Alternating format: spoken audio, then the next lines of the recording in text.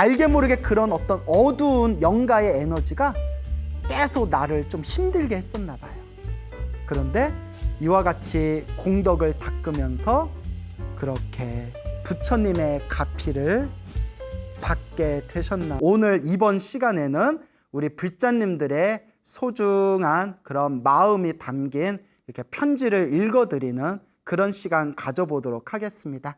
내용들이 참 좋아요. 그래서 여러분들 한번 천천히 그렇게 귀를 열고 경청하시면서 여러분들 불심에 큰 도움이 되었으면 합니다. 자, 첫 번째 편지입니다. 어느 보살님께서 보내주신 편지예요. 읽어보겠습니다. 광우 스님께, 광우 스님 안녕하세요. 저는 2019년 5월에 유방암 3기를 진단받고 11월에 전이가 되어 4기로 지금껏 투병 중인 서아무개라고 합니다. 이거 참 지금 암 투병 중이시네요. 네, 지금 많이 힘든 시기시겠지만 그렇게 항상 염불하시면서 이렇게 마음의 업장을 참여하시고 그리고 이 불보살님의 가피에 의지하면서 비록 몸이 지금 아프신 상황이겠지만 이 마음 공부를 잘 챙겨 가시기 바랍니다. 예, 빨리 쾌차하셨으면 좋겠네요. 정신이 아득하고 힘들었던 시기에 광우 스님의 소나무를 우연히 듣게 되었습니다. 그동안 정신없이 살면서 잊어버렸던 부처님, 불성, 관세음보살 등 예전에 들었던 내용들이 조금씩 떠올랐습니다. 그러니까 예전에 평소에 절에 다니셨던 분이셨군요. 그러다가 이제 우연히 이렇게 소나무 방송을 보시게 된 거군요. 너무도 쉽게 초심자들이 불교를 접할 수 있게 재밌는 이야기로 풀어주시면서 듣다 보면 저절로 불심이 생기게 해주시는 법문에 첫 해부터 찾아 들으며 아주 큰 힘이 되었습니다. 예, 저의 이야기가 우리 불자님께 조금이라도 힘이 되었다면 저도 진심으로 영광으로 생각합니다.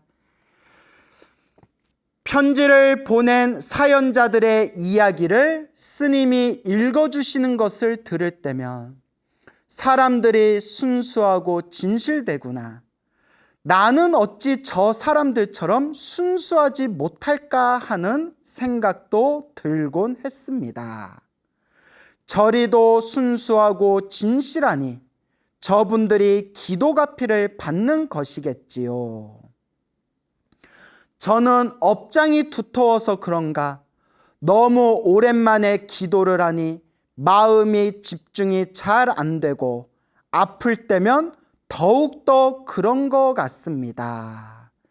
예, 마음에 집중이 안 되더라도 집중이 안 되면 그냥 안 되는 대로, 망상이 생기면 그냥 망상이 생기는 대로, 기도가 안 된다는 생각이 들면 기도가 안 된다는 생각이 드는구나 라고 그 마음조차도 그냥 흘려버리면서 그냥 지금 하고 있는 기도에 집중하면 됩니다. 내가 지금 관세음보살 한번 부를 때, 지장보살 한번 부를 때, 나무아미탑을 한번 부를 때, 그냥 염불 한번 할 때 내 업장이 그만큼 내 업장이 떨어져 나간다. 내가 부처님의 경전을 독경하거나 부처님의 가르침을 사경할 때 그때 하면 한 만큼 내 업장, 내 악업들이 소멸하는구나 라고 생각하면서 그냥 하면 됩니다. 예. 그래도 희망의 끈을 놓지 않고 매일매일 염불하고 있습니다. 아주 훌륭하십니다. 예, 매일매일 그저 꾸준히 우리가 그냥 밥 먹듯이 우리가 밥 먹을 때 그냥 입맛 없고 밥맛 없어도 그래도 때가 되면 이렇게 조금이라도 챙겨 먹지 않습니까? 그런 마음으로 그냥 밥 먹듯이 밥 먹고 나서 비타민제 챙겨 먹듯이 그래서 나중에는 그냥 호흡하듯이 숨 쉬듯이 그냥 그렇게 자연스럽게 자꾸 염불하고 그 염불도 습관이 돼야 됩니다. 그냥 자꾸 닦는 수밖에 없다. 예, 아주 잘하고 계십니다. 하다 보면 마음이 하나로 모일 때가 있으리라 생각합니다. 진작에 스님 법문을 들었으면 염불의 중요성을 알고 매일매일 더 열심히 했을 텐데 하는 아쉬움이 있습니다. 염불 법문을 미리 진작에 만났으면 물론 더 좋았을 수도 있겠지만 지금이라도 만난 게 큰 복입니다. 지금이라도, 이 순간이라도 부처님 법을 늦게라도 지금 만난 게 이게 정말 큰 복입니다. 그래서 그런 말이 있지 않습니까? 늦었다 생각했던 그때가 사실 가장 좋은 때였다. 그러니까 지금 좋은 때, 인연 따라 지금 부처님 법을 만났으니 지금부터라도 잘 닦으시면 됩니다.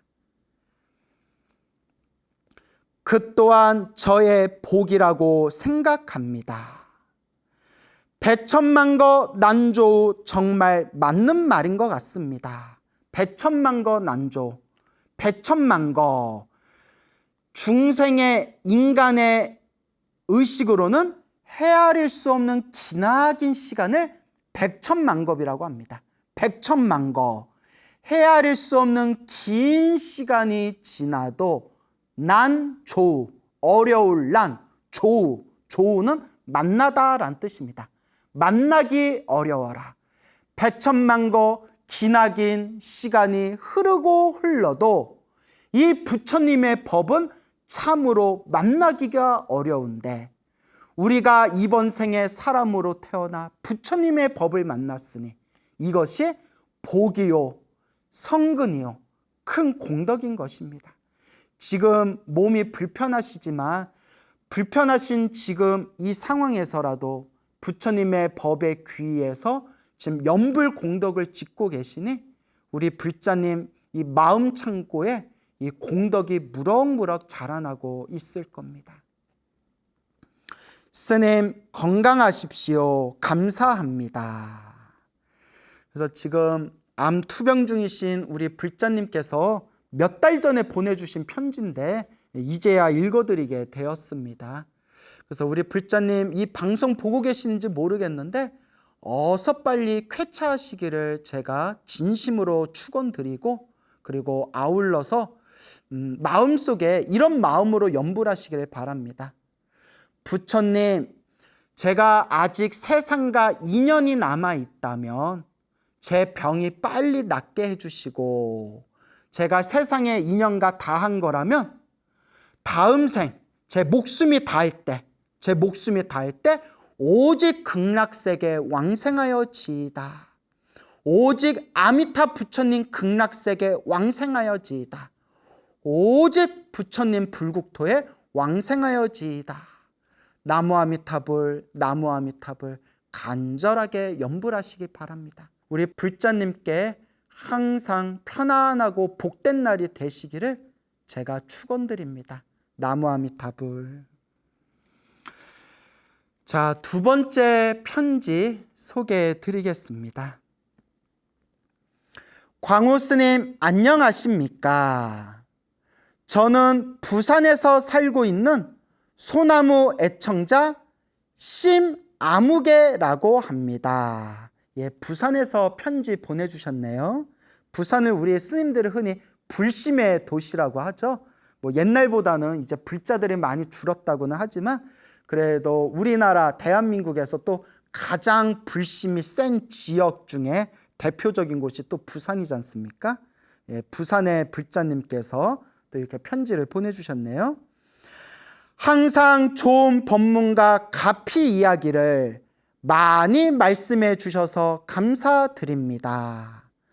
저는 아들이 3명인데 아들만 3명이에요. 아이고 키우기 힘드시겠다. 예. 그래도 아들이 3명이면 딸 하나 정도만 있어도 참 이렇게 더 좋을 텐데 그래도 아들 3명이나 두셨네요. 아들 부자시네. 초등학생 2명, 미취학 아동 1명 있습니다. 한참 귀여울 때네요. 눈에 넣어도 안 아플 때죠. 2년 전부터 자녀들에게 잠자기 전 경전에 나오는 좋은 말씀을 뽑아서 들려주기 시작했습니다. 초등학생하고 아직 초등학교 들어가지 않은 이제 유치원이겠죠. 유치원에 있는 애한테 부처님 경전의 좋은 말씀을 뽑아서 잠자기 전에 들려주셨다고요? 애들이 좋아하던가요? 애들이 알아듣기 힘들 텐데, 지루해했을 텐데. 제 경험상 애들이 부처님 말씀 이렇게 읽어주면 처음에는 뭔가 듣다가 이렇게 집중을 못 하더라고요. 제가 보기에는 중요하고 주옥 같은 내용인데 아이들은 듣는 둥 마는 둥 집중도 안 하고 지겨워했습니다. 아버지 입장에서는 중요하다고 생각이 되겠죠. 아버지 입장. 이제 우리 어른 입장에서는 얘들아 이거 중요한 건데 왜 집중을 안 해? 근데 애들이 부처님 경전 이해하기는 조금 어렵죠. 아이들은 듣는 둥 마는 둥 집중도 안 하고 지겨워했습니다. 그렇게 한 달 정도 하다가 아이들이 재미없어 하기에 애들이 더 크면 하겠다고 생각하고 중단을 했습니다. 그리고 나서 1년 전쯤 우연히 광우 스님 소나무를 보게 되었습니다. 1년 전에 이제 보시게 되었군요. 애들에게 불교설화 이야기를 해줄까 물어보니 좋다고 하길래 광우 스님께서 소개해 주신 불교설화와 가피 이야기를 들려주었습니다. 원래 소나무가 처음 시작한 게 이제 한 5년 정도 돼요. 너무 많이 했다. 오래 했네요. 5년 정도 했으니까. 5년 정도 됐는데 처음 소나무 컨셉이 쉬운 불교. 그러니까 불교를 모르는 사람들, 왕초보들도 그냥 쉽게 다가갈 수 있는 그냥 쉬운 불교. 스토리텔링, 쉬운 불교. 그게 이제 컨셉이었거든요. 그래서 그냥 쉬운 이야기, 어려운 이야기 쓰지 말고 불교설화라든가 가피 이야기라든가 그런 어떤 부처님의 말씀 중에서 최대한 쉽게 전달하자. 그래서 왕초보를 위한 쉬운 불교, 스토리텔링 쉬운 불교, 이게 컨셉이었는데 아니 웬걸요? 오히려 절에 오래 다니신 분들이 더 좋아하시더라고요. 왜냐하면 그냥 절에만 다니면서 그냥 불교를 계속 어렵게 느껴졌던 게 소나무를 들으면서 그 쉬운 내용들을 통해서 굉장히 머릿속에 정리가 많이 되셨대요. 그리고 의외로 놀랍게도 애들은 생각지도 못했거든요. 근데 애들이 그렇게 소나무를 좋아한대요. 그게 이제 쉽고 재밌으니까 그런 것 같아요. 쉽고 재밌으니까. 그래서 가끔 그런 얘기를 하시는 분들이 있어요. 왜 그렇게 쉬운 이야기만 하냐? 왜 그렇게 수준 떨어지는 이야기만 하냐? 그래서 실은 여러분, 소나무가 불자님들에게 엄청나게 사랑받은 것도 사실이지만 이렇게 좀 생각이 꼬인 분들 중에서는 맨날 저렇게 맨날 불교설화 이야기하고 가피 이야기하고 저렇게 귀신 씨나라 까먹는 얘기하고 저렇게 수준 떨어지는 이야기만 한다라고 이렇게 꼬아서 생각하는 분들도 덜어 있어요. 소나무도 이렇게 호불호가 있는 것 같아요. 그런데도 이제 저는 제 스스로 의미를 가진 게 스님 불교에 관심이 없었는데 소나무를 듣고 제가 불자가 되었어요. 스님 제가 예전에 안 좋은 일을 겪어서 절에 안 다니기 시작했는데 소나무를 듣고 마음에 다시 믿음이 생겨서 다시 절에 열심히 다니기 시작했어요. 스님 제가 소나무를 보고 나서 기도를 열심히 해서 엄청나게 가피받았어요. 스님 우리 애들이 불교에 관심이 없었는데 소나무 듣더니 지들이 재밌어서 자꾸 듣더니 애들이 불자가 됐어요. 그런 수많은 분들의 한두 분도 아니고 엄청나게 수많은 분들의 감사 인사를 받고 제가 너무나 영광이고 너무나 내가 불자님들께 고맙고 내가 정말 부처님의 은혜에 조금이라도 갚고 있구나라는 그런 어떤 자신감이라고나 할까요? 그런 게 이제 확신이 딱 들어서 주변에서 꼬인 사람들이 이러쿵저러쿵 얘기해도 별로 신경을 안 써요. 모두 다 자기의 몫이 있지 않습니까? 요리하시는 분들 중에서도 파 써는 분이 있고, 양파 써는 분이 있고, 조리하는 분이 있고, 면을 잘 끓이는 분이 있고, 볶음밥을 잘 만드는 분이 있고, 국을 잘 끓이는 분이 있고, 저마다 자기들의 몫이 있지 않습니까? 그게 바로 화엄의 가르침입니다. 가지각색의 꽃들이 저마다 꽃을 피워서 아름다운 화장세계를 만드는 것.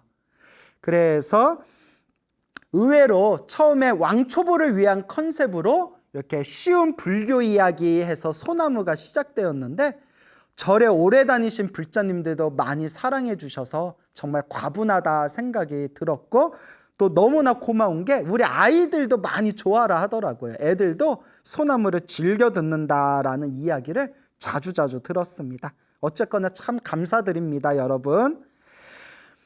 그날부터 애들이 180도 태도가 바뀌어서 매일매일 이야기를 해달라고 졸랐습니다. 너무 기뻤습니다. 그러니까 일단 재밌어야 돼요.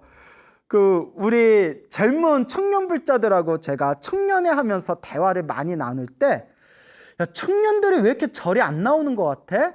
근데 여러 가지 이유가 있어요. 여러 가지가 이유가 있는데, 항상 애들이 대답하는 것 중에 항상 1위, 2위 순위에 올라오는 게, 스님, 절에 오면 너무 어려워요 라고 이야기합니다.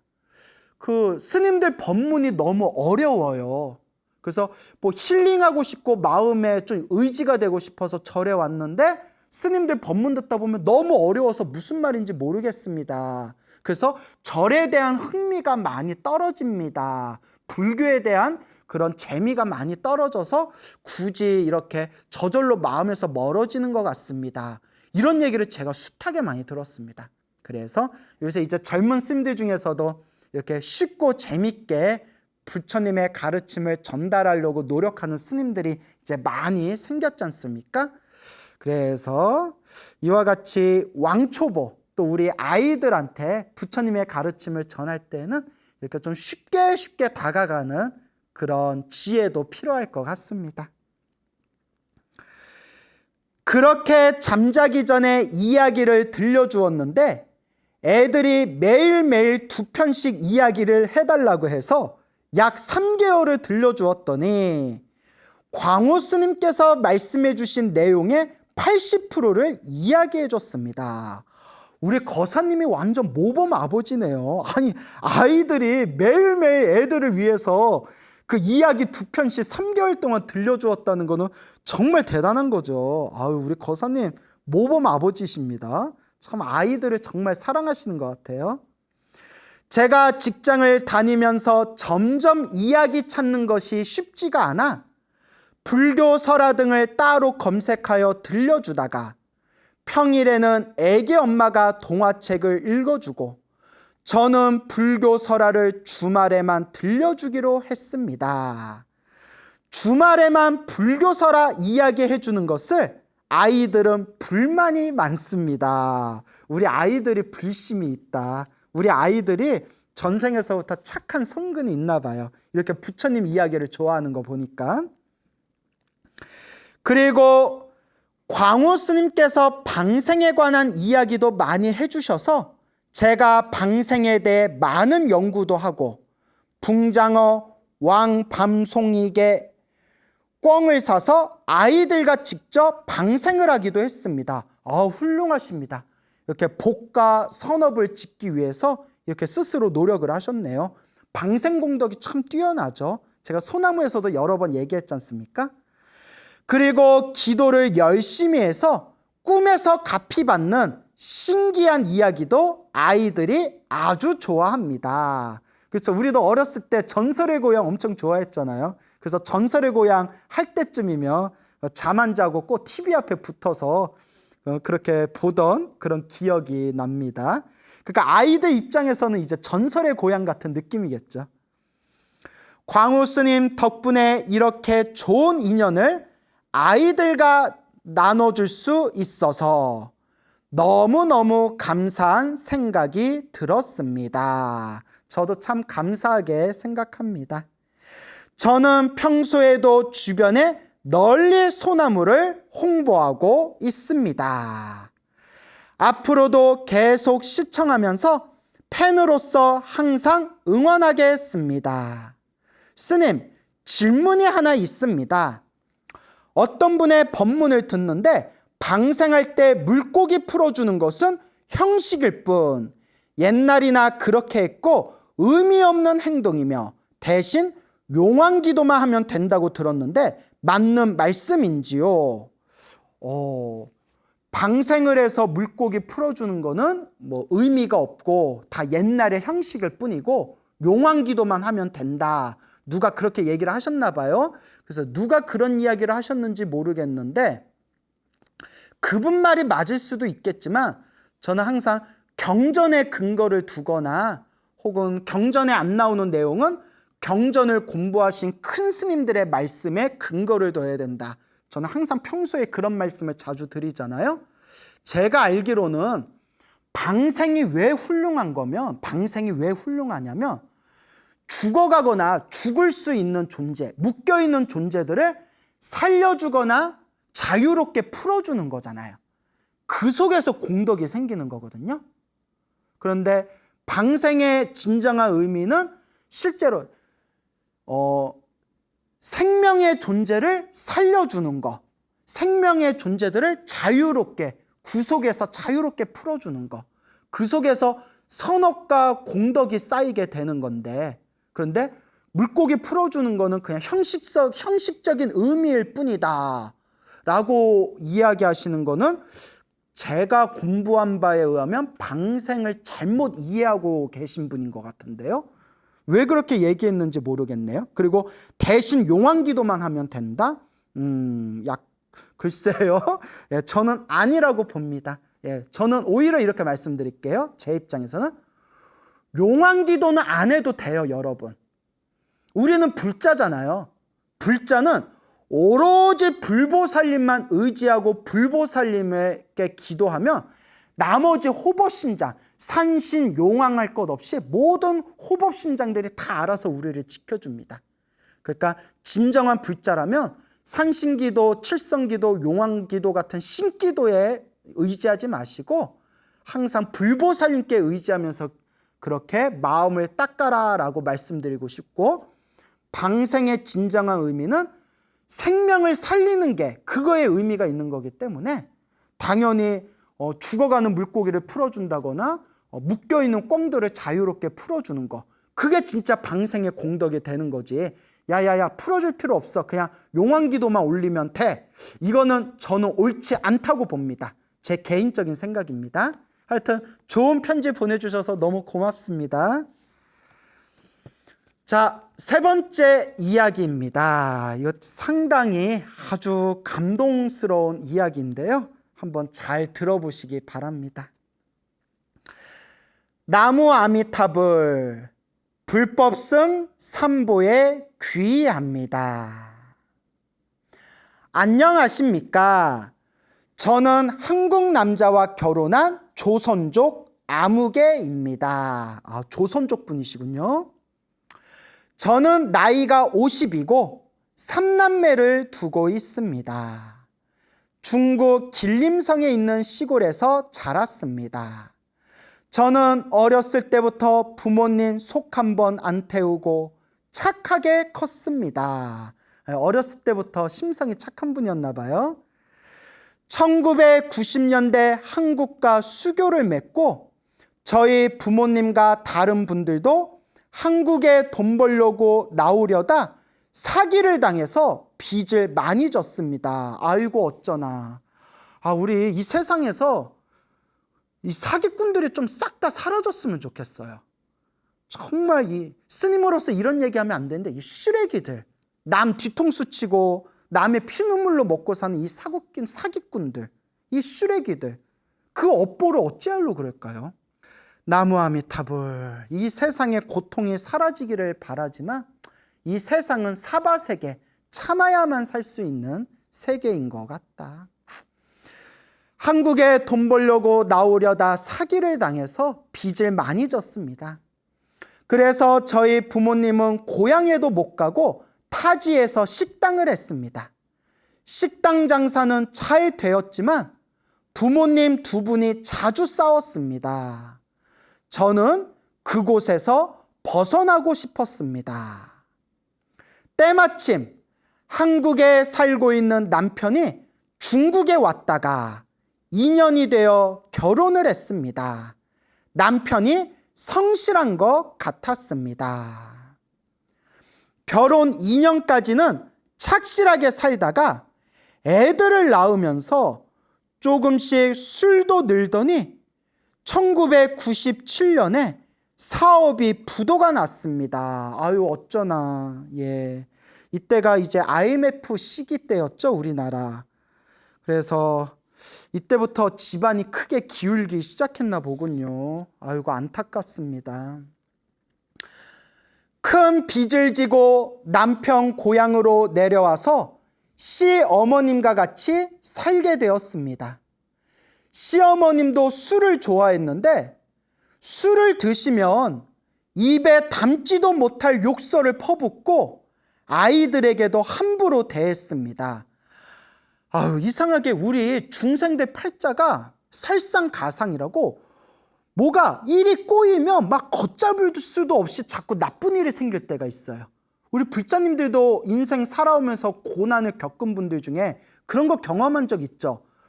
요거 고개 하나 넘길만 하면 막 연달아서 막 비가 퍼붓고 눈이 내리고 서리가 끼고 안 좋은 일이 생길 때 연달아서 마치 도미노처럼 사람을 정말 쥐어짜듯이 그런 좋지 못한 상황들이 막 펼쳐질 때가 있습니다. 그때 필요한 게 사실 기도거든요. 그때 우리가 간절한 기도로 업장 참여를 하면서 그 고비를 이겨내야 되는 겁니다.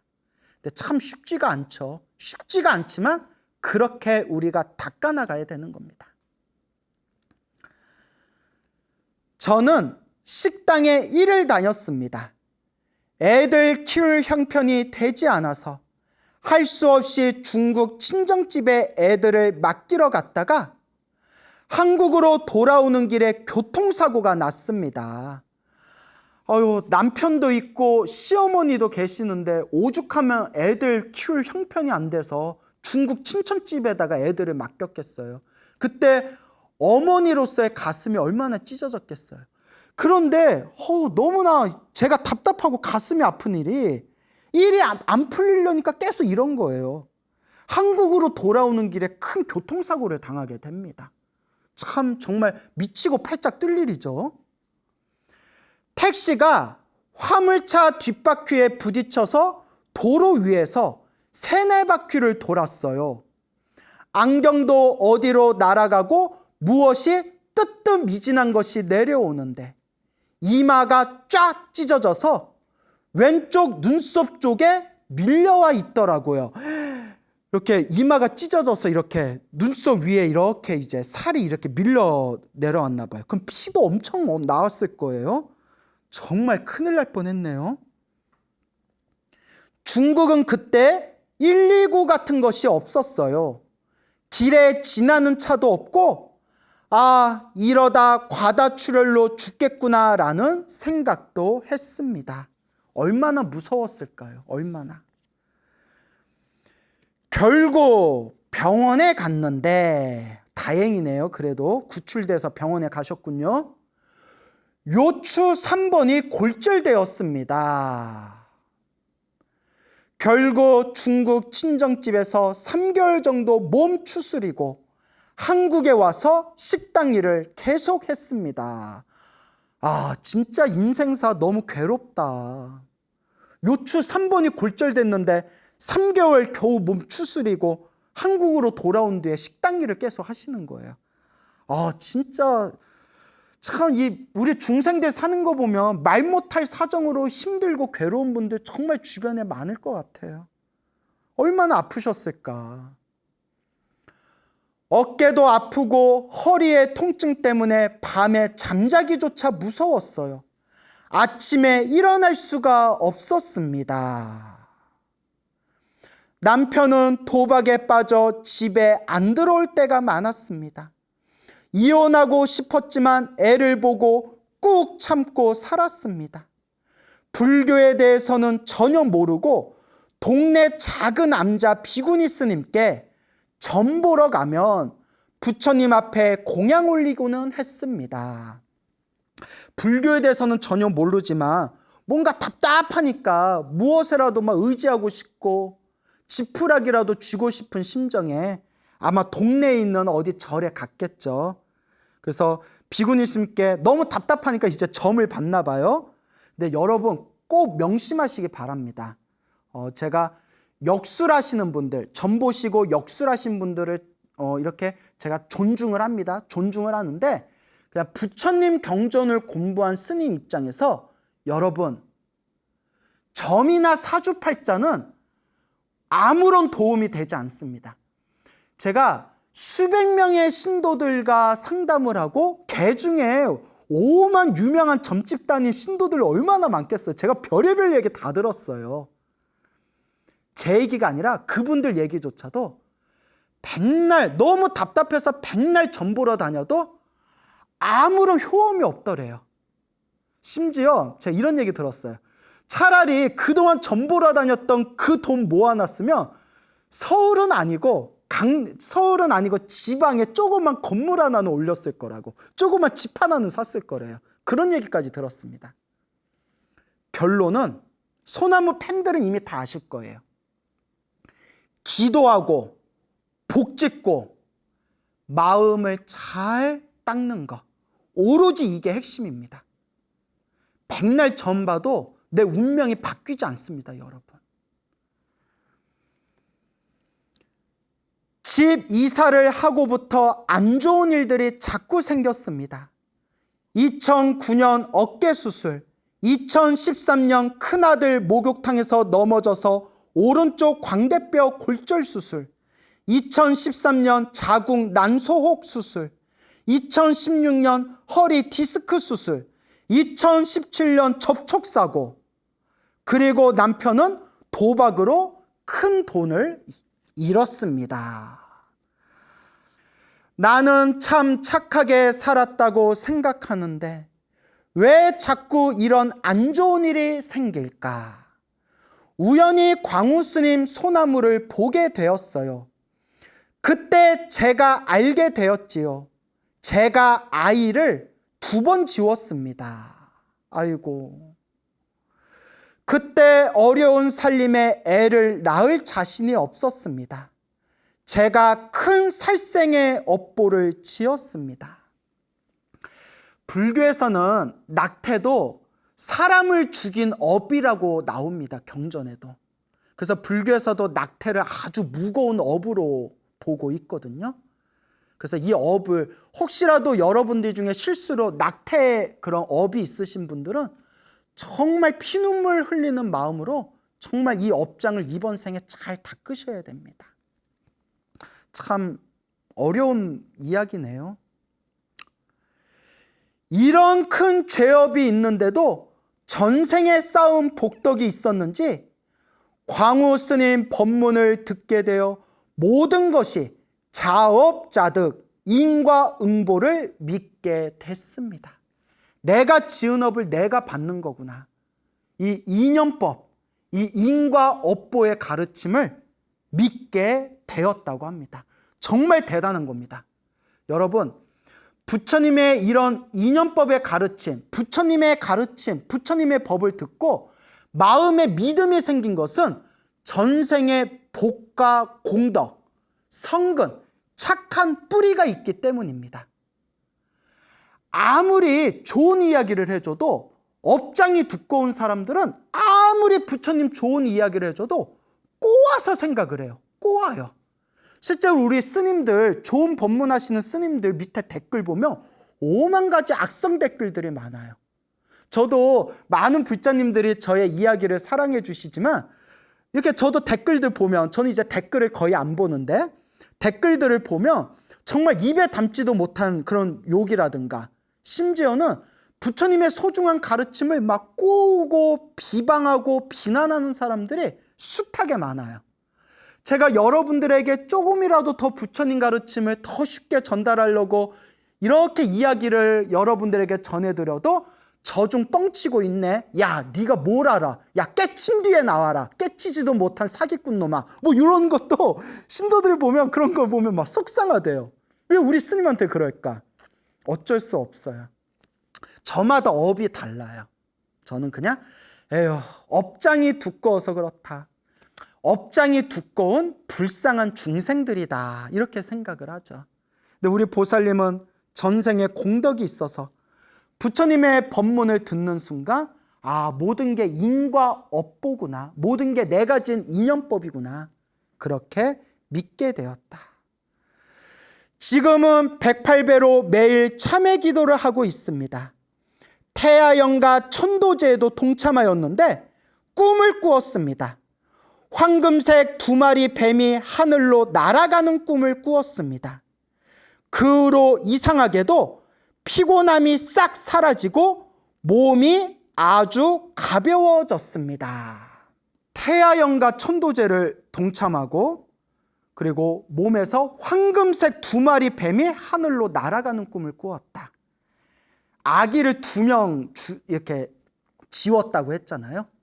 그 2명 지운 아기들이 하늘로 날아가는 2마리의 황금뱀이 하늘로 날아가는 꿈을 꾼 걸 보니까 좋은 곳으로 천도가 되었나 봐요. 정말 다행입니다. 그 후로 이상하게도 피곤함이 싹 사라지고 몸이 가벼워졌다. 알게 모르게 그런 어떤 어두운 영가의 에너지가 계속 나를 좀 힘들게 했었나 봐요. 그런데 이와 같이 공덕을 닦으면서 그렇게 부처님의 가피를 받게 되셨나 봅니다.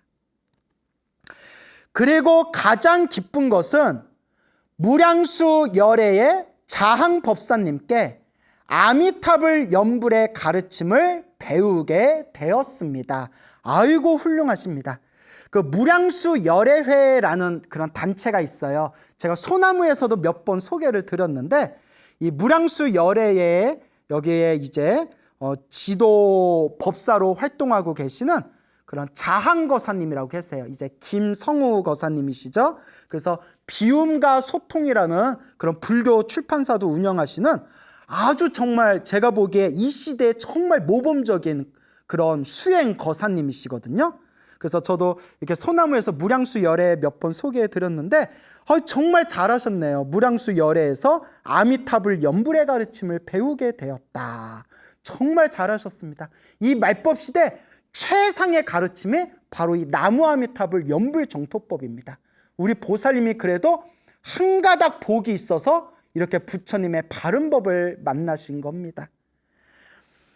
아침 저녁으로 무량수경을 독송하고 아미타불 연불을 하고 있습니다. 서방정토 극락세계 왕생하기를 발언합니다. 이 말법 시대 서방정토 극락세계 왕생하기를 발언하면서 연불을 정토를 닦는 연불정토 행자는 이 말법 시대 진흙 속에 핀 연꽃과 같은 존재라고 했습니다. 우리 불자님 정말 훌륭하십니다. 저는 지금 술, 고기 다 끊었습니다. 화도 내지 않습니다. 스님 덕분입니다. 저는 지금 너무 행복합니다.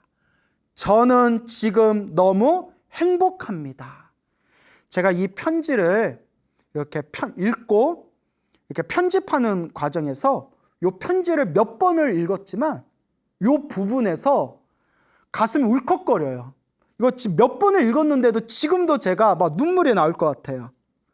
이렇게 힘든 삶을 사셨는데 불법을 만나고 나서 우리 불자님 하시는 말씀이 저는 지금 행복합니다. 이것보다 더 위대한 부처님 가피가 어디 있겠습니까? 부처님의 법을 만나서 지금 이 순간 행복할 수 있다는 이것이야말로 최상의 최고의 부처님 가피가 아니겠습니까? 정말 훌륭하십니다, 부처님. 저는 죄를 닦는 마음으로 3월부터 어머니를 모시려 합니다. 어머니께서 치매가 있어요. 물론 쉬운 일은 아니지만 돌아가실 때까지 잘 모시려 합니다. 어머니가 시어머니인지 친정어머니인지 잘 모르겠네요. 근데 이제 치매에 걸리신 어머니를 이제 모시겠다 하셨는데 정말 대단한 마음가짐이네요.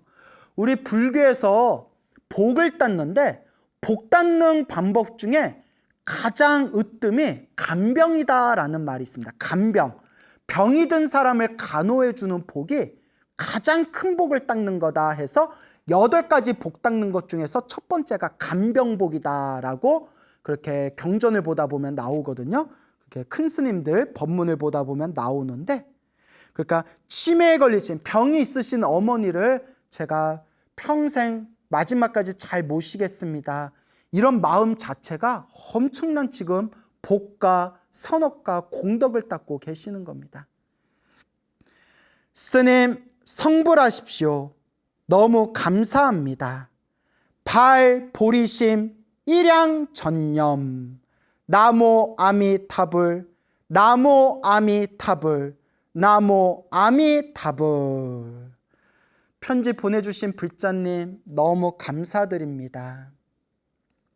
이렇게 오늘 여러분들께 3분의 편지를 그동안 좀 묵혀놨던 것 중에서 3분의 편지를 소개해 드렸습니다. 첫 번째 편지의 주인공이신 우리 투명생활하고 계시는 우리 불자님 어서 쾌차하시기 바라고, 그리고 혹시 이번 생에 연을 다했다 하더라도 다음 생 더욱더 아름답고 행복한 그런 불법과의 소중한 인연 맺으시기를 그렇게 제가 또 진심으로 간절하게 축원드리는 바입니다. 우리 첫 번째 편지 보내주신 우리 불자님 나날이 행복하시기를 진심으로 축원드립니다. 두 번째 편지 보내주신 우리 부산의 불자님, 우리 아이들한테 안부 전해주시고 항상 소나무 사랑해 주셔서 진심으로 감사드립니다. 그리고 세 번째 편지 보내주신 우리 이름은 제가 알지만 일부러 제가 이름을 밝히지 않은 겁니다. 우리 조선족 우리 보살님 정말 진심으로 훌륭하신 불자님이다. 제가 꼭 진심으로 제가 이 말씀 전해드리면서 부디 이번 생에 나무 아미탑을 연불 잘 닦으셔서 부디 이번 생에 나무 아미탑을 극락세계 서방정토 성불학교에 왕생하시기를 제가 발언드리는 바입니다. 감사합니다, 여러분. 여러분, 우리 그 태몽이라는 말을 사용하지 않습니까? 태몽 다 들어보셨죠? 우리가 이제 아이를 가질 때, 임신할 때, 그때 아이를 임신할 시기에 이제 어떤 꿈을 꾸지 않습니까? 그러면 우리가 더 태몽이 뭐다 뭐 이런 이야기들 흔히 사용하지 않습니까? 여러분들도 다 어떻게 태몽이 있으십니까? 저 아는 스님이 있었는데 그 같이 공부하던 스님이었는데 어머님이 독실한 불자였다고 합니다. 근데 어머님이 이제 태몽을 꾸셨는데 그 스님 태몽이 뭐였냐면 이렇게 이제 절에 올라갔는데 절 앞에서 어느 노스님을 만났답니다. 이렇게 노스님을 만났는데 노스님이 이렇게 금시계, 은시계 이렇게 보여주시면서 뭐 가져갈래 해가지고 그 어머님이 꿈에서 이렇게 은시계를 받아왔답니다. 은시계. 그러면서 그 스님이 하시는 말씀이 아유 우리 엄마가 그때 금시계를 받았으면 내가 더 큰 스님이 됐을 텐데 은시계를 받았다고. 그래서 당신이 이렇게 좀 출가 생활하다가 한번 환속도 한번 하셨거든요. 이제 중간에 뭐가 안 맞아서 마음에 조금 번민이 일어나서 한번 환속했다가 다시 이제 재출가하셔서 아마 지금은 수행을 열심히 하고 계시겠죠. 근데 이제 그 스님이 이제 그런 이야기를 참하시면서 농담 삼아서 아유 엄마가 금시계 받았으면 내가 완전 큰 스님 됐을 텐데 은시계 받아가지고 내가 2% 좀 부족하다 뭐 그런 우스갯소리를 그 스님이 하시더라고요. 그래서 같이 참하시면서 웃은 적도 있었고요. 위인전 같은 거 보면 특히 동양의 위인전, 옛날 위인전 보면 태몽 이야기가 많이 나오지 않습니까? 그래서 위인들 보면 하늘에 태양이 엄마 품속으로 들어오는 꿈을 꾸고 이제 태기, 임신을 하게 되었다라느니 뭐 또 큰 스님들 꿈에 보면 꿈에서 부처님이 어린 동자를 데려와서 어린 동자를 맡기는 꿈을 꿨는데 그 아이가 나중에 이제 커서 큰 스님이 되었다. 뭐 이런 여러 가지 태몽들이 있지 않습니까? 그래서 뭐 태몽이라는 게 뭐 결국 너무 집착할 필요는 없지만 우리 동양인들, 우리 한국인들에게는 그런 태몽이라는 어떤 그런 꿈에 대한 징조, 그 꿈에 대한 어떤 메시지 이런 것을 조금 우리 한국인들은 뭔가 의미를 부여하는 그런 경향이 있는 것 같습니다. 근데 요 태몽이라는 개념이 뭐 우리 한국인만 가지고 있는 것이 아니라 뭐 중국, 일본 할 것 없이 요 동양에서는 다들 태몽에 대한 어느 정도 개념을 갖고 있을 거고요. 심지어 2600년 전 부처님 당시에도 이 태몽이라는 개념이 있었나 봅니다. 그래서 여러분 혹시 부처님은 어떤 태몽이었을까 혹시 궁금한 적 없으십니까? 뭐 아마 뭐 불교 공부를 좀 하셨거나 부처님의 생애, 부처님의 일대기를 책으로 보시거나 공부하신 분들은 아마 우리 석가모니 부처님의 태몽을 다들 알고 계시리라 생각이 듭니다. 우리 석가모니 부처님의 태몽은 하얀색 코끼리였다고 합니다. 코끼리, 하얀 코끼리. 코끼리 아저씨는 코가 손이래라는 말이 있죠. 이제 하얀 코끼리가 이제 어머니 마야 부인의 오른쪽 옆구리로 이 하얀 코끼리가 들어오는 꿈이 바로 석가모니 부처님의 태몽이었다고 합니다. 그래서 이 석가모니 부처님께서는 석가모니라는 뜻이 석가족에서 출현하신 성자, 성인이란 뜻이라고 합니다. 그래서 이제 산스크리트어로는 샤카무니라고 부른대요. 샤카무니. 그래서 샤카족에서 출현하신 성자. 부처님께서 샤카족이었대요. 뭐 우리 흔히 무슨 뭐 아파치족, 뭐 한족, 뭐 만주족, 흉노족 뭐 이런 족이란 표현이 있죠. 그와 같이 이제 부처님께서는 샤카족이라는 그런 이제 어떤 가문이었는데 그 샤카족에서 출현하신 성자해서 샤카무니. 그래서 한문으로 소리를 따서 번역할 때 석가모니라고 이제 번역을 하게 됩니다.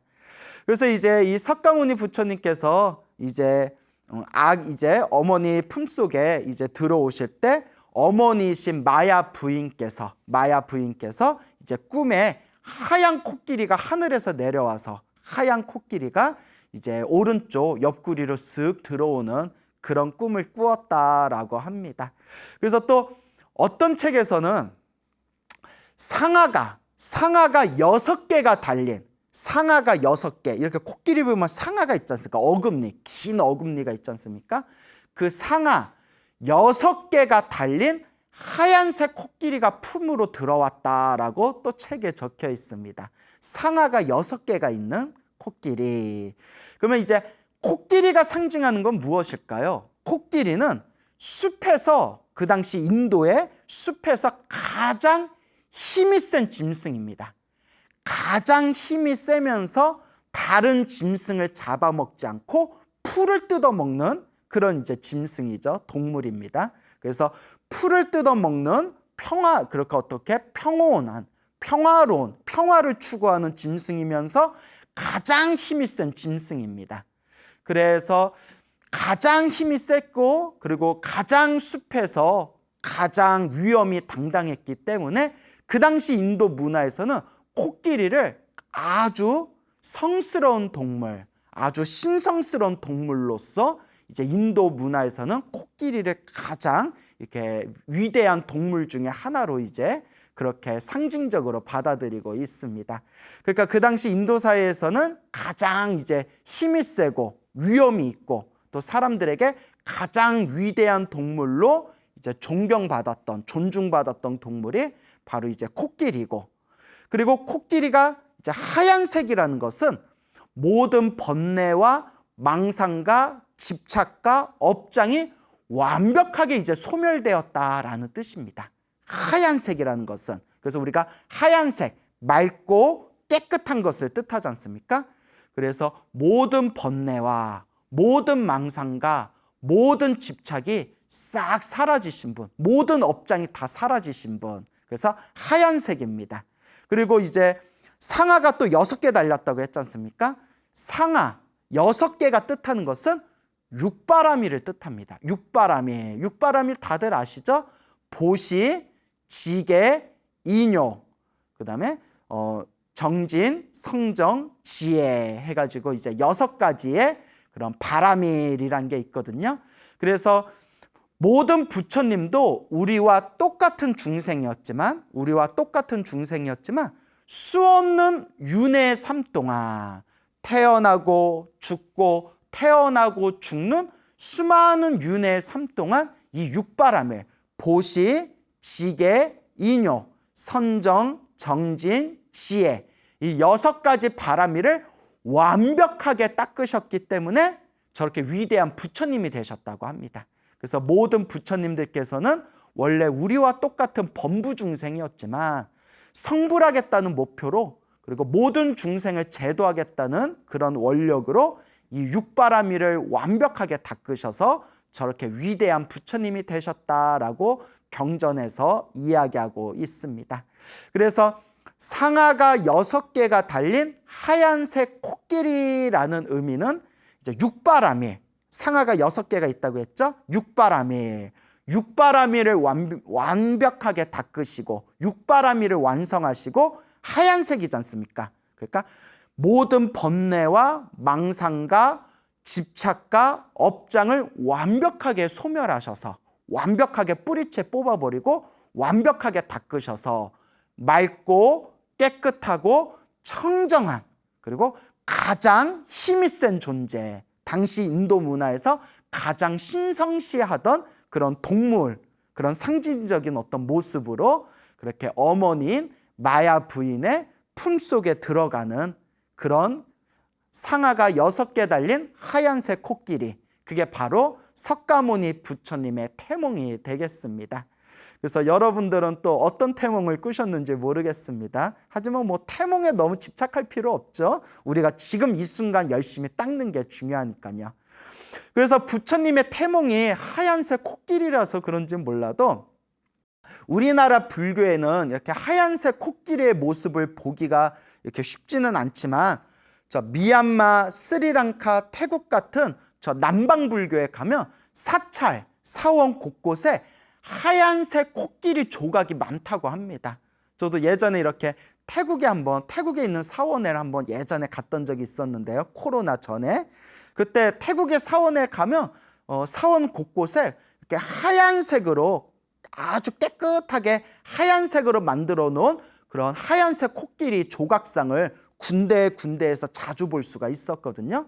그래서 우리나라에서는 이 하얀색 코끼리 조각상을 한국 불교 사찰에서는 그렇게 이제 자주 볼 수 있는 그런 모습은 아니지만 요 남방 불교에서는 부처님의 태몽이었던 하얀색 코끼리를 굉장히 상징적으로 그런 어떤 존경의 의미로서 사원 곳곳에 많이 배치했구나라는 것을 발견할 수가 있었습니다. 그래서 이와 같이 이런 부처님 태몽이 코끼리라서 그런지 몰라도 우리 불교는 그 코끼리와 관련된 이야기가 굉장히 많습니다. 그래서 또 우리 대승불교에 보면 대승불교는 수많은 보살님들이 있지 않습니까? 뭐 문수보살, 관세음보살, 대세지보살, 보현보살, 지장보살, 수많은 보살님들이 있지 않습니까? 그 중에 또 대표적으로 가장 유명하신 보살님들 2분이 지혜를 상징하는 문수보살과 실천, 행원을 상징하는 보현보살님이 계시지 않습니까? 그래서 우리가 문수보살 모습과 보현보살 모습을 이렇게 살펴보면 문수보살님은 이렇게 사자를 타고 있는 모습으로 많이 나타나십니다. 사자 중에서도 파란색, 푸른색 사자를 타고서 나타나시는 그런 모습들이 이제 많이 조각되어져 있거나 이렇게 불화를 통해서, 그림을 통해서 우리가 살펴볼 수가 있죠. 그리고 보현보살님 같은 경우에는 코끼리를 타고 있는 모습으로 많이 나타나십니다. 그래서 이제 경전에 보면 보현보살님께서 코끼리를 타고 이렇게 중생들 앞에 놔두셔서 중생들을 제도하신다, 이런 내용들을 경전에 보면 자주 나오거든요. 그래서 그런가 우리 불자님들 중에서도 제가 알고 있는 불자님들도 이렇게 많이들 경험을 하셨는데 그 법화경 사경을 많이 하신, 법화경 기도를 많이 하신 불자님들이 그 꿈을 꾸실 때 코끼리를 타고 있는 보살님의 모습을 보는 꿈들을 이렇게 자주 꾸시는 경향이 있더라고요. 저랑 이제 친분이 있는 친하게 지내는 어느 불자님도 법화경 사경을 뭐 하루에 막 12시간씩 할 정도로 그렇게 법화경 사경을 열심히 하신 불자님이 계시는데, 그 코끼리와 함께 나타나신 어느 보살님이 이렇게 가피를 꿈에서 몽중 가피를 내려주시는 그런 경험하신 불자님도 있고, 뭐 하여튼 이제 보현보살님은 그와 같이 코끼리를 타고 중생들 앞에 놔두셔서 이렇게 법을 설하신다, 중생들을 가피를 내려주신다, 또 이런 내용들이 경전을 보다 보면 있습니다. 우리 부처님께서는 중생과 원래 우리와 같이 탐욕과 성냄과 어리석음이 가득한 범부 중생이었고, 우리 중생들과 똑같은 존재라고 아까 말씀을 드렸습니다. 근데 부처님께서는 수없는 윤회의 삶 동안 이 육바라밀을 완벽하게 닦으셔서 지혜와 자비와 복덕과 신통을 완벽하게 닦으셔서 저렇게 위대하신 부처님이 되셨다라는 말씀을 드렸습니다. 그래서 우리 부처님 경전에 보면 우리 부처님의 성불하기 이전에 보살행을 닦았던, 성불하기 위해서 보살의 행, 육바라밀을 닦았던 과거 전생의 이야기가 부처님 경전에 엄청 많이 나옵니다. 그래서 아예 부처님의 과거 전생 이야기만 따로 모아놓은 경전이 있어요. 그걸 본생경이라고 하거든요. 본생경이라고 하고요. 저 남방불교 니까에서는 자타카라고 불러요. 자타카. 그 한문으로는 본생경이라고 하는데, 그 본생경에 보면 석가모니 부처님 과거 전생의 이야기가 약 500개가 넘게, 약 한 520여 개 정도 된다라고 들었는데, 이렇게 책마다 편집본마다 내용이 조금씩 숫자의 차이가 있거든요. 그래서 대략 석가모니 부처님이 성불하기 전까지 500생 동안 500가지의 그런 어떤 과거 전생의 이야기가 본생경에 이렇게 펼쳐져 있다고 합니다. 그래서 우리 석가모니 부처님께서도 과거 전생에 수없는 모습으로 사람으로 태어난 적도 있었고, 하늘의 신으로 태어난 적도 있었고, 그냥 조그만 짐승으로 태어난 적도 있었고, 그렇게 수없는 모습으로 세상에 나타서 육바라밀을 닦으면서 그 중생들을 향한 그런 보살행을 완성하여 그렇게 수없는 과거 전생 동안 육바라밀을 완벽하게 닦으시고 지금의 거룩한 부처님이 되셨다. 이제 이런 이야기들을 우리가 부처님 경전에서 공부할 수가 있습니다. 그래서 우리 부처님의 과거 전생 이야기를 보면 또 코끼리로 태어나신 이야기가 몇 가지 나옵니다. 석가모니 부처님 과거 전생에 수많은 모습으로 세상에 이렇게 출현을 하셔서 육바라밀을 닦으셨는데, 그 중에 코끼리로 태어난 이야기도 이렇게 몇 가지가 있습니다. 그 과거에 우리 석가모니 부처님의 과거 전생에 코끼리로 태어났던 그런 이야기 중에서 오늘 또 재미난 이야기 한번 소개해 드릴까 합니다. 머나먼 과거 전생에 있었던 일입니다. 그 머나먼 과거 전생에 우리 부처님께서 이제 코끼리 왕이었을 때 이제 이야기가 되겠습니다. 자, 이 이야기가 어떻게 펼쳐지냐면, 석가모니 부처님 당시에 석가모니께서 중생들에게 이제 널리 이제 법을 설하고 있었던 부처님 당시에 어느 여인이 있었습니다. 어느 여자가 있었는데 이제 일찍 출가하여 머리를 깎고 비구니가 됩니다. 비구니가 돼서 열심히 이제 수행을 합니다. 열심히 수행을 해서 이제 모든 번뇌와 욕망이 완전히 사라진 그런 거룩한 아라한이 됩니다.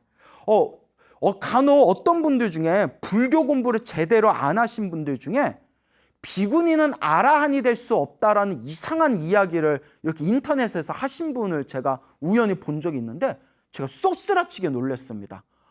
팔만대장경에 보면 그거 부처님 일대기, 부처님 생애에 보면 비구니 스님들의 아라한이 된 이야기가 굉장히 많습니다.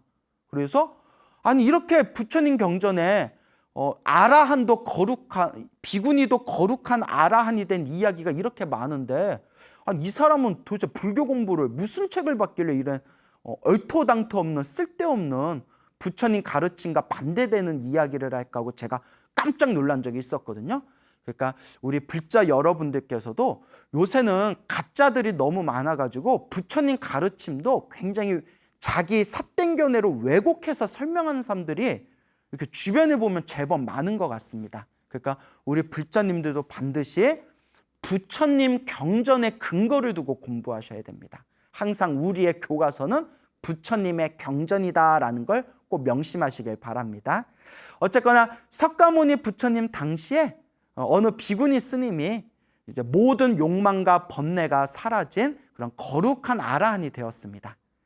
아라한이 된 이 비구니 스님이 이제 석가모니 부처님이 계신 사원에 와서 부처님의 발 아래 이제 엎드려 예배를 올리고 난 뒤에 이제 석가모니 부처님 앞에서 다음과 같이 이야기합니다.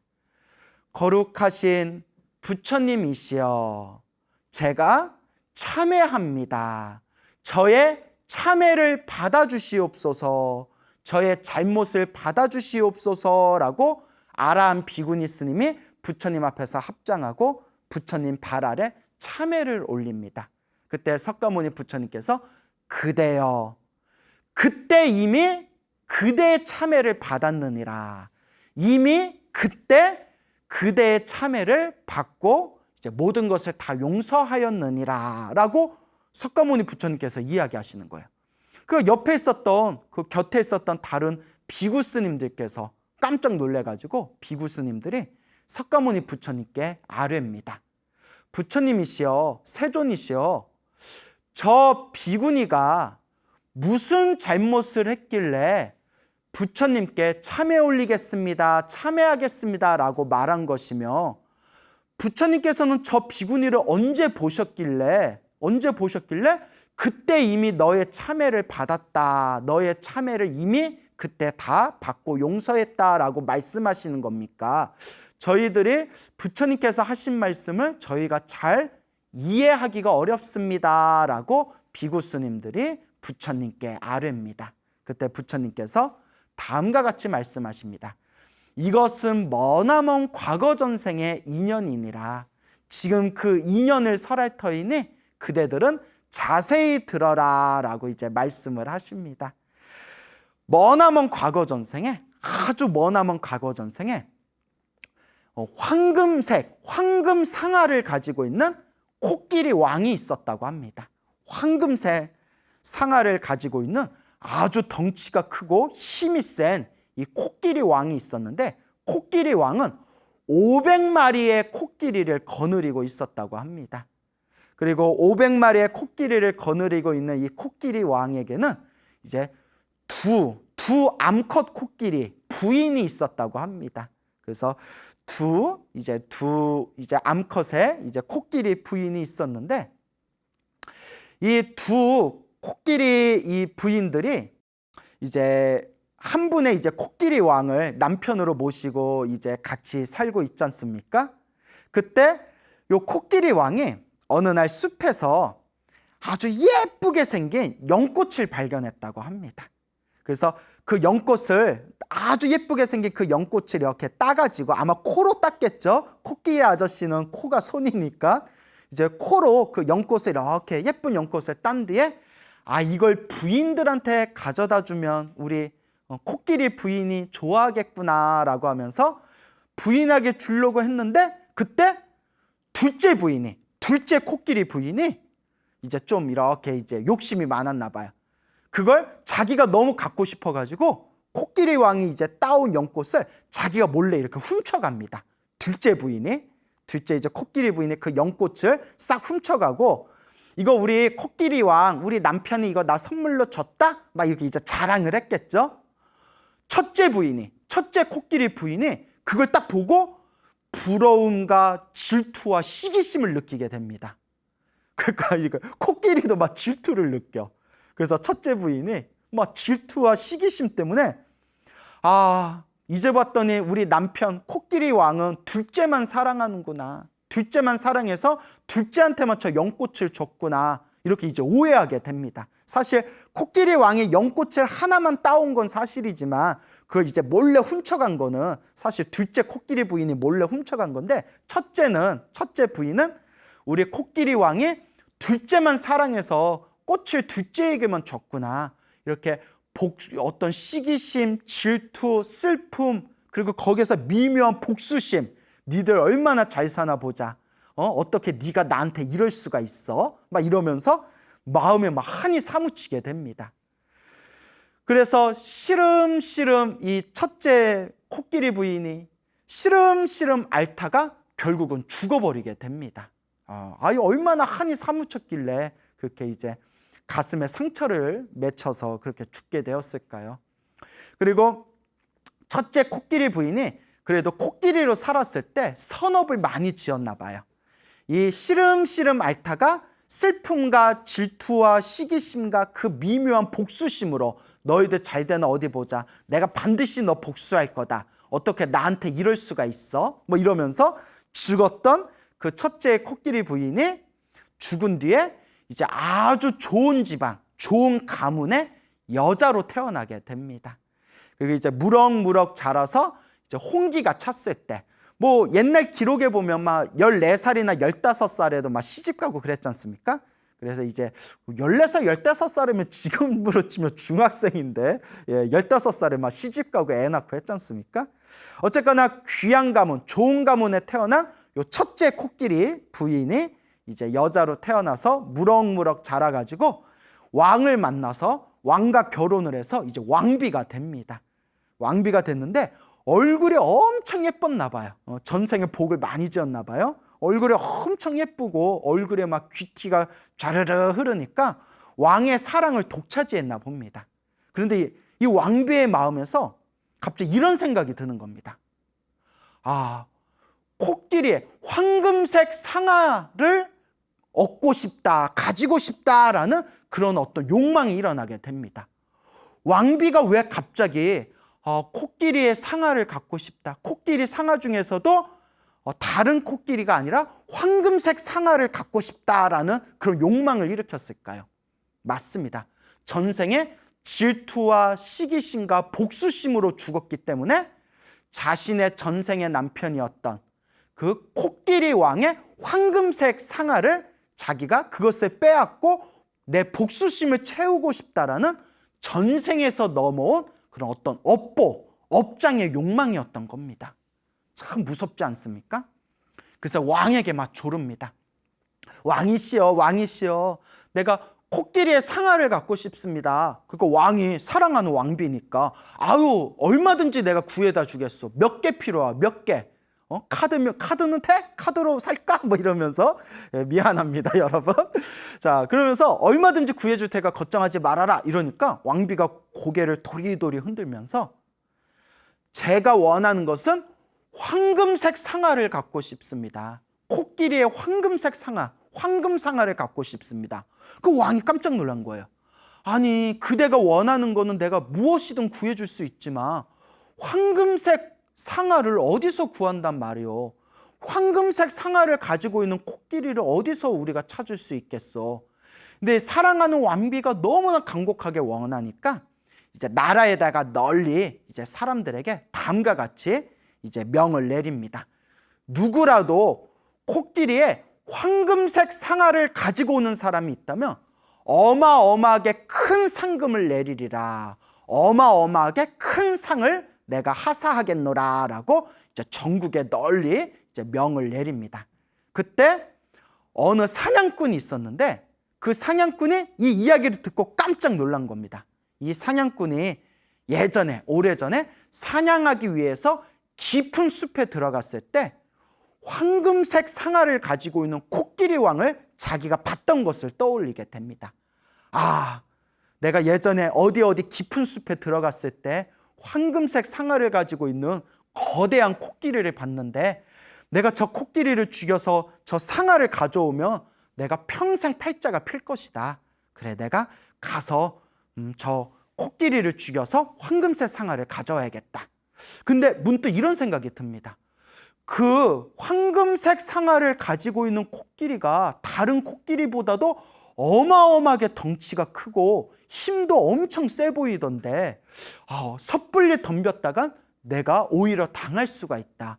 어떤 좋은 방법이 없을까 하다가 이제 꾀를 내 가지고 가사를 하나 구합니다.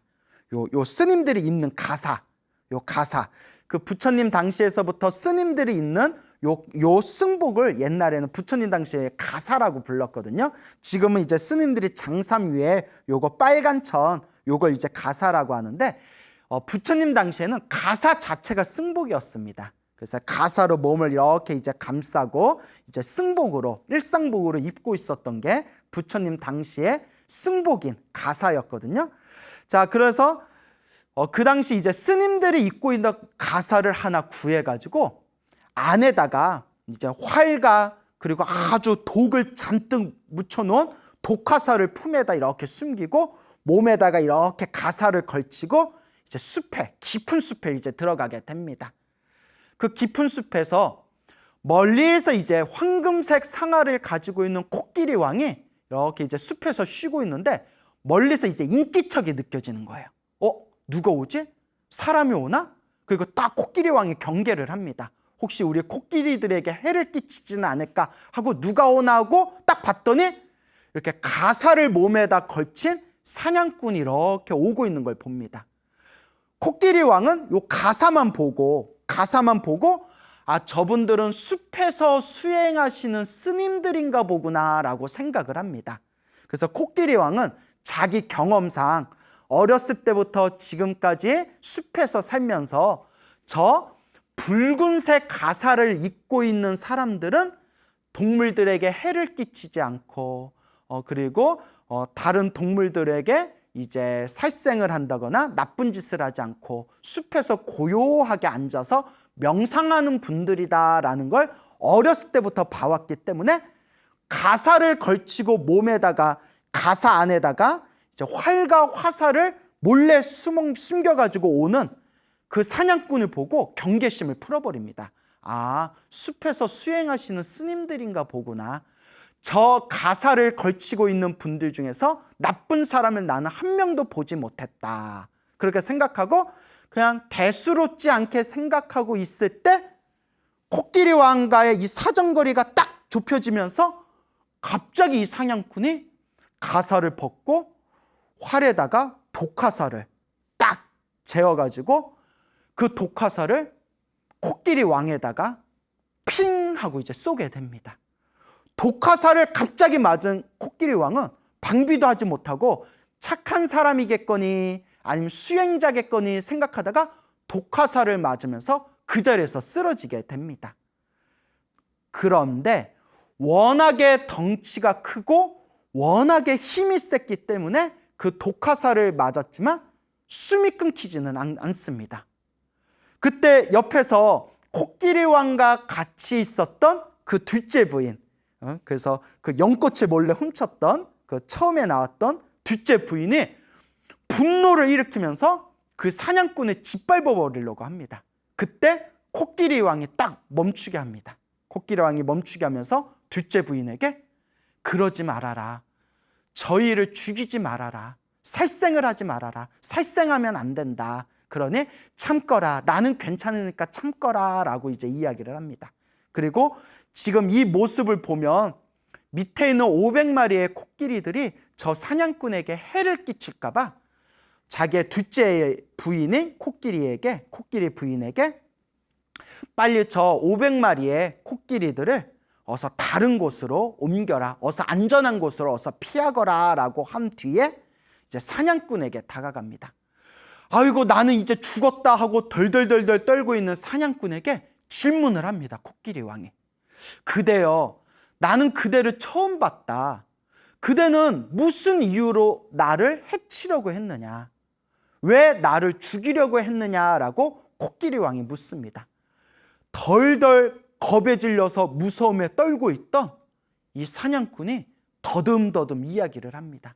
실은 우리나라에 왕이 있고 왕비가 있는데 왕비의 소원이 황금색 상아를 갖는 게 소원이라고 합니다.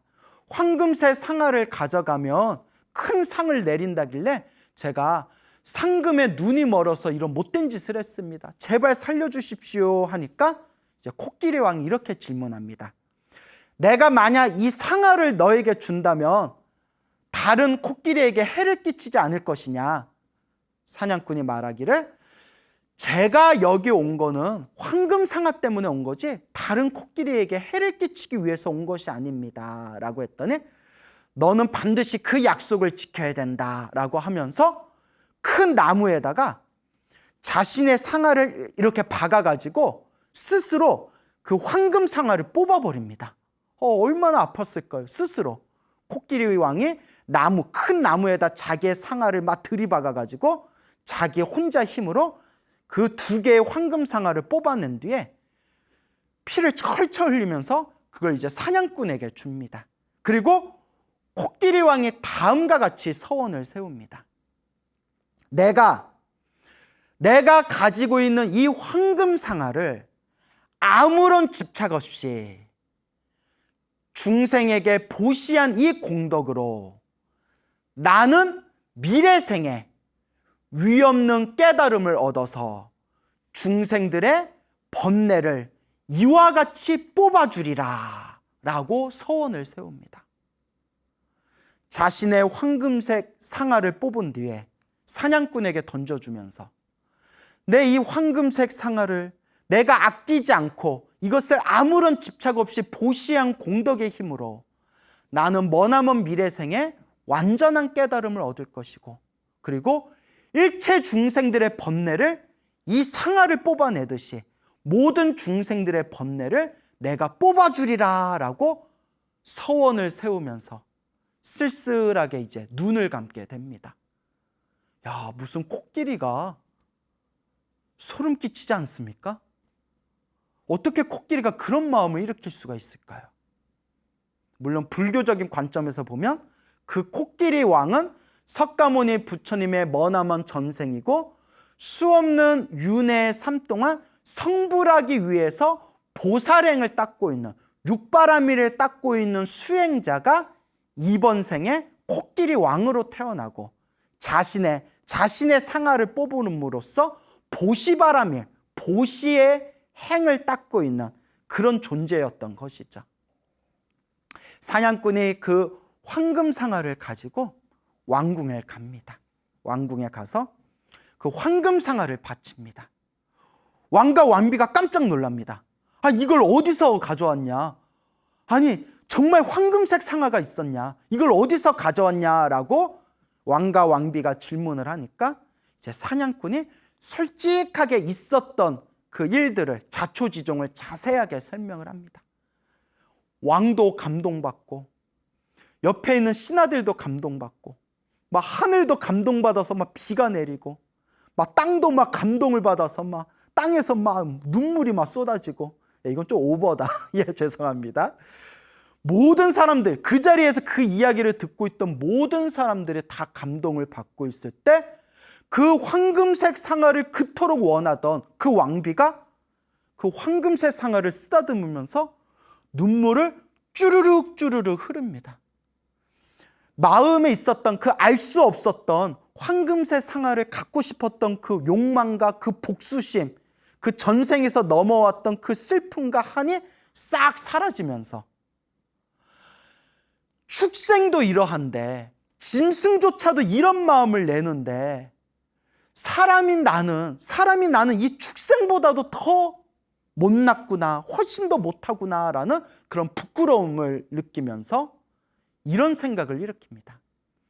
이 축생, 이 동물조차도 사람인 나보다도 훨씬 더 이와 같이 훌륭한 마음을 내는데 내가 어찌 이번 생 헛되게 살 수 있겠는가? 이번 생 참회하는 마음으로, 이번 생 내 죄를 닦는 마음으로 이번 생 평생 공덕을 닦으면서 살으리라 하고 후회의 눈물을 흘리면서 그 황금색 상아 앞에서 요 왕비가 합장하고 다음과 같이 서원을 세웁니다. 저는 맹세합니다. 저는 이와 같이 맹세합니다. 이 코끼리 왕이 이 황금색 상아의 주인인 코끼리 왕이 머나먼 생에, 머나먼 미래 세상에 완전한 깨달음을 얻고 모든 중생 제도할 때, 그때 나도 그 코끼리 왕의 제자가 돼가지고 나도 반드시 깨달음을 얻으리라 라고 맹세를 하고 서원을 세우게 됩니다. 이 코끼리 왕이 머나먼 미래 세상에 깨달음을 얻어 모든 중생을 제도하는 그 시기에, 그 시대에 나 역시 그 존재의 제자가 되어서 나 또한 반드시 깨달음을 얻으리라. 이와 같이 과거 전생 코끼리 왕의 인연설화를 수많은 불자들과 비구 스님들 앞에서 설하신 뒤에 부처님께서 다음과 같이 말씀하십니다. 그대들이여, 그대들은 바르게 이해해야 된다. 바르게 알아야 된다. 그때 그 머나먼 과거 전생에 황금색 상아를 스스로 뽑았던 그 코끼리 왕이 지금 이번 생에 나 석가모니 부처님, 나 열애인이라. 그러니까 코끼리 왕이 이번 생에 석가모니 부처님이 되신 것이고, 그러니까 이제 여러분들 다들 눈치채셨죠? 지금 내 앞에 찾아와 내 앞에서 절을 올리고 거룩하신 부처님, 제가 참회합니다. 저의 참회를 받아주십시오 라고 했던 저 아라한 비구니가 바로 그때 코끼리 왕의 황금색 상아 앞에서 나도 미래 세상에 코끼리 왕이 완전한 깨달음을 얻고 중생을 제도할 때, 그때 나도 깨달음을 얻으리라 라고 서원을 세웠던 그때 그 코끼리 왕의 첫째 부인이었고 시름시름 앓다가 죽어서 이제 좋은 가문의 여자로 태어나 왕과 결혼한 그 왕비가 바로 지금의 이 아라한 비구니이니라. 그때의 서원과 같이 석가모니 부처님 시대에 태어나 이와 같이 깨달음을 얻게 된 것이니라 라고 법을 설하십니다. 그리고 여기에 하나가 더 들어갑니다. 그거 부처님이 뭐라고 하셨냐면, 그때 연꽃을 몰래 훔쳐갔던 둘째 코끼리 부인이, 그 둘째 부인, 코끼리 부인이 바로 야쇼다라다라고 법을 설합니다. 야쇼다라 다들 아시죠?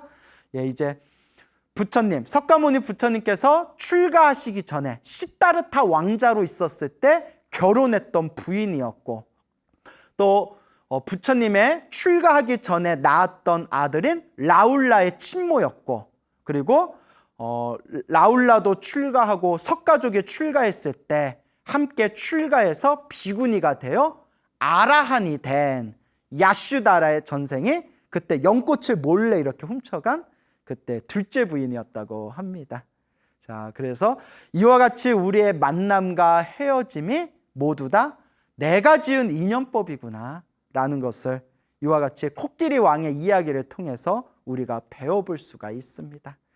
그래서 부처님의 태몽은 코끼리, 상아 6개가 달려있는 하얀색 코끼리가 태몽이었고, 또 불교에서는 이 코끼리와 관련된 이야기가 굉장히 많습니다.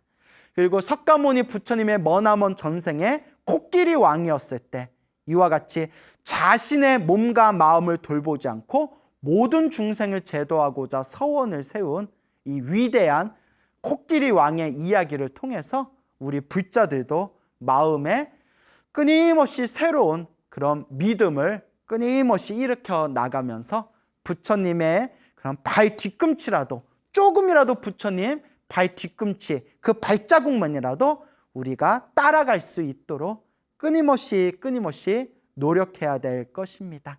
그래서 항상 좋은 인연을 맺고 항상 좋은 인연 속에서 항상 복과 선업과 공덕을 닦아야 합니다. 여러분, 행복해지고 싶습니까? 행복한 삶을 창조하고 싶습니까? 복을 지으십시오. 선업을 지으십시오. 공덕을 쌓으십시오.